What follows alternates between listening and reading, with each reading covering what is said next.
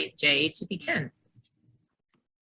Thank you, Marie, and thank you to Rachel and to Andrew and for all my friends over at the diocese for this opportunity. And thanks for everybody for taking a few minutes out of your day to join us here. I'm going to share my screen, I hope, and hope that this all works for me. So if you'll give me 2 seconds, I'll remember how to do this. And then we'll be off to the races. Everybody see that? Can you see only the screen with the slide on it, or can you see the preview as well? I'm gonna We pretend see only like the slide. just the slide. Outstanding. So we're all set. Okay, so we wanted to talk a little bit about a program that we're calling Seton Housing, which is a new initiative of Commonwealth Catholic Charities that we are very, very excited to operate and really in partnership with the diocese. The Respect Life Fund came through for us in a very big way that has allowed us to kind of scale this program and really make sure that we are getting it off on a great foot. So we want to talk a little bit about it and make sure that we can answer any questions insofar as anybody has them. So I'm fine if people want to come off mute and pepper me with questions without. I'm also happy to answer questions as they come in the chat, but of course, we can always wait till the end if that's easier for folks. Jay? Yes, ma'am. You can only see half the slide. Like what? It doesn't seem to make a lot of sense. Forgive me for that, everybody. Let's see. Does that work a little bit better? Yes, there you go. Perfect. Okay. All right. Well, it wouldn't have been a Zoom conversation if we didn't have some technical difficulty. So I appreciate your patience with that. All right. So let's get started. So just to talk a little bit for people who don't know anything about us. So we are Commonwealth Catholic Charities. We are a diocesan-wide social service organization. We are the professional social service arm of the Catholic Diocese of Richmond. Our mission is to provide quality and compassionate human services for all people, and especially the most vulnerable, regardless of faith. I've kind of highlighted those really key, what I think are the key operating parts of our mission, which is we exist really to make sure that quality services are available for people who need them. When we think of quality, we're not necessarily thinking of kind of a static state so much as that we're always trying to improve. And so in our own improvement efforts, we're trying always to document the outcomes of the people that we're working with and the people who are looking to us for help so we can make sure that we are just providing an extraordinary level of support. I think at the same time, we're not just data wonks. We also do everything as compassionately as we possibly can. When we think of compassion, we think about walking alongside of people, really making sure that the services that we're providing are responding to the deep human needs that are expressing themselves really across the diocese. When we provide service, we think of service as a response to an urgent need. And so we try our best to be as flexible and as impactful as possible. And of course, we serve the most vulnerable. We go places where other organizations can't or won't to really make sure that we provide services to people who need them the most. So a couple of fun facts about us. We were founded in 1923, so we're approaching our 100th year in service across the Diocese of Richmond. We are historically, and we remain primarily, a child welfare organization. So we have 4 distinct foster care programs that operate in Richmond, far Southwest Virginia, Roanoke, and even a little bit in the eastern part of the state. We also are a licensed adoption agency, of course, and we're currently developing some interventions for youth separated from their families at the border. We're the only provider of infant placement adoption in far Southwest Virginia, so we finalize every single adoption that takes place in those 3 counties, Lee, Norton, Wise, and Scott County in Southwest Virginia. We're a part of the global Catholic response to the HIV/AIDS epidemic through our ministry to homeless individuals who live with HIV and AIDS. We do that here in Richmond, down as Petersburg, and is also in far Southwest Virginia. And finally, we are one of the largest immigrant serving organizations in Virginia. I'm sure most of you have heard quite a bit about the current efforts to resettle individuals from Afghanistan, and we're certainly a huge part of that effort here all across Virginia and are looking forward to see the benefits of that effort over the long term in our communities. This is just a quick sense of where we are. We have 11 locations across the diocese in 7 localities. We have 30 distinct ministries, sometimes depending on how you count, goes up to 33. 200 staff as of last count, which was this morning. And of course, we have one mission, and that's to provide high quality, compassionate care to all people, especially the most vulnerable. So to get into what y'all are here to talk about, wanted to give you a little bit of background on how we came to develop a housing intervention for women who are experiencing crisis pregnancies and to help support their families. So our pregnancy counseling program is probably the oldest ministry that we operate here in the diocese. In 1923, out of the basement of the Cathedral of the Sacred Heart, we had a group of people come together to start supporting young Catholic women who needed support in their pregnancy. So we've been operating that service ever since. We have a 24/7 hotline. We work with hospitals all across the Commonwealth, and really, make ourselves available to provide social services to women who are really trying to figure out, how do I choose to parent, or how do I create an adoption plan, and how do I get from where I am in my crisis now to the point where I can deliver a healthy, happy baby and either parent or adopt.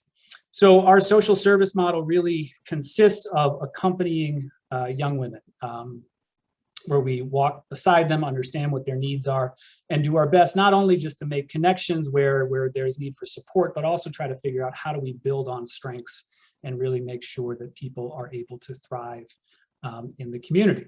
So over the last couple of years, our caseworkers have started to notice an increase in the number of young women who are coming to us without stable housing. So they're either doubled up, which means they're staying with family or friends, or they're literally homeless. So this is the HUD definition, which is that they're sleeping either in a shelter or outside or in another place not meant for human habitation. So that's like in their car or abandoned buildings. So we're encountering women who are literally sleeping behind dumpsters here in the city of Richmond, in their cars in far southwest Virginia.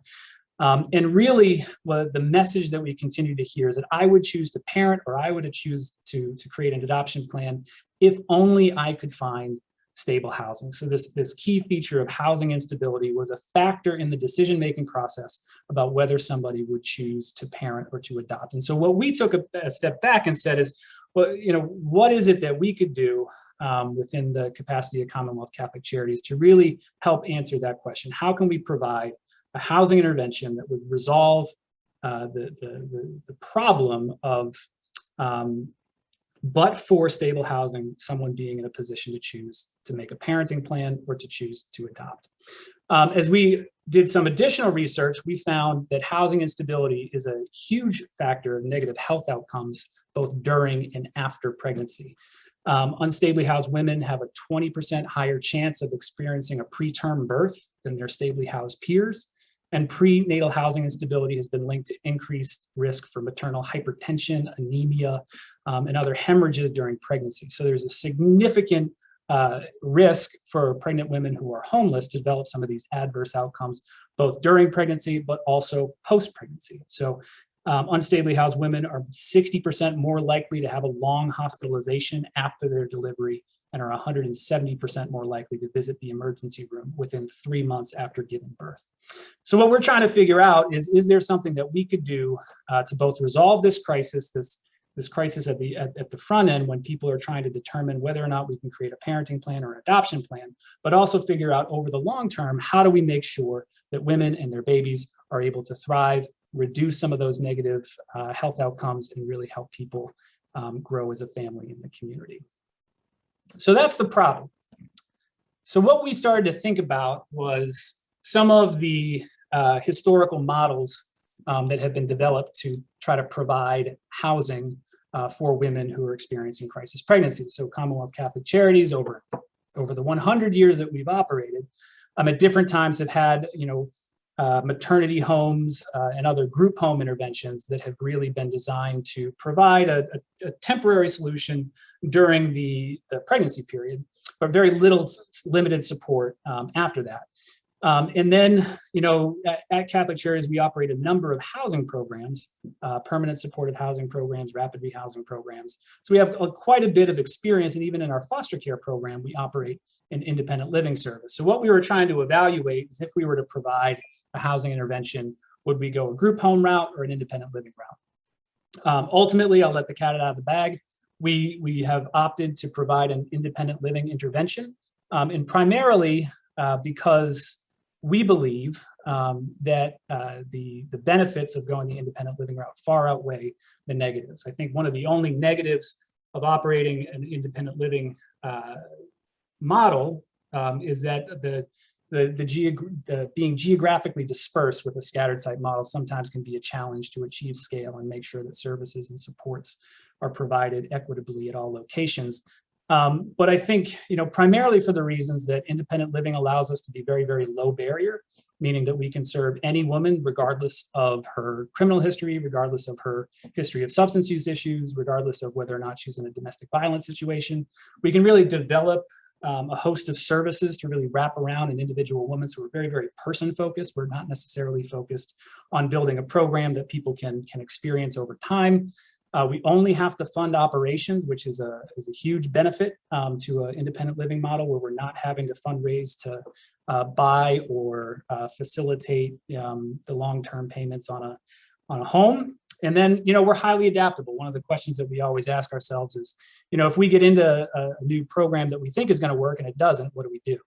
And how do we, adapt and overcome and constantly try to iterate some of these ideas so that really what we're doing is providing the best assistance possible to people who need the help. So as a result, we decided to mimic what is known as permanent supportive housing. So a number of you who are at all familiar with homeless services will be familiar with permanent supportive housing. Catholic Charities, we operate a permanent supportive housing program through the Housing Opportunities for Persons with AIDS program in Petersburg, Richmond, and far southwest Virginia. We also have a permanent supportive housing program for chronically homeless individuals in Petersburg. And really what that does is it facilitates independent housing for people regardless of whether or not they participate in services. So the client holds the lease and we commit to providing long-term financial support. It answers the question of homelessness. It says, what do we need to do to house you? And let's get you housed because that's the presenting crisis. And then we're going to figure the rest out later. So we operate a brokerage case management style where services are offered based on what the needs are, but they're never required for somebody to receive the housing intervention. The only thing that determines whether or not they can be successful in housing over the long term is whether they abide by the rules of their lease with the financial support program. So we thought, since we had significant and tremendous success operating this model for people with significant health issues, as well as people who are sleeping on the streets or in other places not meant for human habitation, that we would certainly be successful to operate this model for moms who needed the help. So we started Seton Housing. Seton Housing is a permanent supportive housing program for women who, but for stable housing, would choose to parent or would choose to create an adoption plan. So we provide community-based housing support all across the Catholic Diocese of Richmond. Not having a centrally located home to bring people to really allows us to make sure that moms and women are able to sustain their supportive networks wherever they are. We think it's always a challenge to uproot somebody from their natural supports, maybe in Roanoke or in Eastern Virginia, and bring them to a central place in Richmond. So what we've done is designed a program that we can house women wherever they are from. As I mentioned, these units are scattered site. We're looking to partner with landlords all across the diocese. Catholic Charities can either master lease those units, which means that we would lease them as the agency and then sublet them to a woman who needed the assistance, or we can facilitate a relationship where the woman herself is on the lease and we simply provide the financial assistance. The financial assistance is there. The client pays 30% of her income if she has it. And of course, over time, as we see employment income or benefit income increase, the hope is that we transition more and more of the payment load to the individual, and we're there just as a backup to provide supportive services. The case management is built into our pregnancy counseling team, where we have staff in all of our locations all across the diocese. And we have other supportive services from our teams in the various offices across the diocese as well. So we have our workforce counseling program, our financial capability program, and certainly our mental health counseling program, all there to be leveraged to make sure that we can put together a package of services to make sure that mom and baby are successful. So that's kind of a quick overview of how we kind of got to this point and decided that we were going to go ahead and work with women in this way. We intentionally decided to go the scattered site route, the PSH model, because we believe both that the evidence is there to suggest that the long-term outcomes for the moms that we serve will be significantly higher than if we operated a group home or a maternity home. We're currently supporting 5 women. 4 of them are in housing. 1 is in Roanoke, 2 are here in Richmond, 1 is in Eastern Virginia. And the 5th we just accepted into the program this week, and we'll be housing her in Roanoke. So we've learned quite a bit.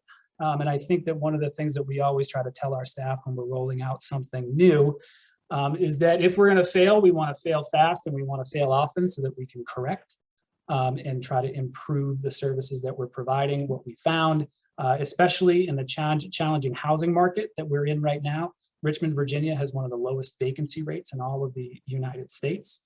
So when we were trying to house individuals here in Richmond, we were having a very, very difficult time, even though we were offering a promissory note that we would be on the hook for the housing payments. So we wound up moving in the master lease direction here in Richmond. In Roanoke, we've had a little bit more success finding housing supports who are willing to work directly with our women. So really for us, it was a matter of just how do we stay as flexible as possible so that we can end the crisis of homelessness as quickly as possible and then start to measure the outcomes over time. Our hope is both, of course, to provide that life-saving intervention at the moment that a woman is trying to make a decision for herself and her baby. And then I think over time, what our hope is that we can really measure some of the long-term impacts on reducing the medical costs for women who may have had some of those adverse health outcomes that we discussed in the beginning. In addition, we think that we'll be able to show over time a significant reduction in the amount of child welfare involvement in the first 5 years of life, and certainly hope that over time we can, strengthen the lives of these individuals as we move forward. So I wanted to tell you a little bit about one of our first successes. This is Kristen. This is her real name. She gave us permission to tell her story. So Kristen came to us when she was 6 months pregnant at 20 years old. She was in an unstable relationship that was occasionally abusive. She was sleeping on couches and in her car. She came to us and really just needed that direction, that guidance, and that supportive services. So we said, let's go, let's get to work. We moved her into housing after a couple of months of working with her and really an extensive search. This was a difficult one to find, but in July 15th, we moved her into housing. And just less than a month later, she gave birth to that beautiful baby girl, Aviana. So we're very, very excited. We are currently working alongside Kristen and Aviana to make sure that they have all the resources that they need. We're providing, of course, the financial assistance for the rent, utilities, and food. We're providing the case management services, and we were very lucky or very happy that we were able to connect Kristen with an employer who was able to allow her to work from home. So she really has a great schedule where she can provide the care that her child needs while at the same time meeting the needs of her household over time. Our intent with all of our women is to, really, we consider this a permanent supportive housing intervention. So there's no end date, no technical sunset date for the time that we would be there to provide assistance. Our hope is to be available at least until Aviana will head off to that wonderful thing, that wonderful free childcare that is public education when she turns, 4 or 5 years old. So we're very, very excited about this first terrific success. Kristen was able to bring her baby into the world, had some of those medical issues post-pregnancy that we hope over time, the quicker that we can detect that housing instability is an issue, the quicker that we can move somebody into housing, we think the more that we can reduce the negative health outcomes and health issues that come as a result of being housing unstable or homeless. So we're very, very excited. And of course, we always want to offer people the opportunity to jump in and to help us out. We originally started with the idea that we would try to set up 5 housing units across Virginia. We've been successful to that end. We think that we can support 10 in our next fiscal year. So we're really looking to expand this program all across the diocese.